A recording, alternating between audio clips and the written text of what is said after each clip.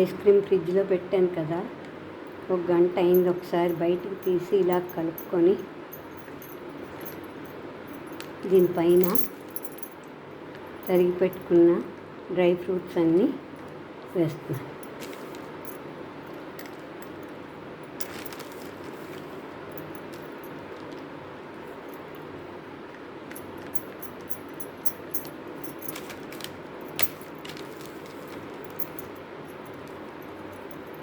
ఇదో 8 గంటలు ఫ్రిడ్జ్లో ఉంచుకుంటే ఉట్టి పాలు ఒక్కటే పెట్టి చేసింది కదా, కొంచెం కాజు పేస్ట్ చేసి వేసాను.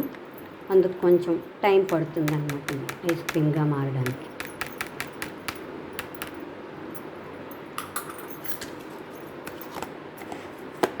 మళ్ళీ మూత పెట్టి ఫ్రీజర్లో పెట్టుకొని ఉంచి 8 గంటలు అయ్యాక తీసుకుంటే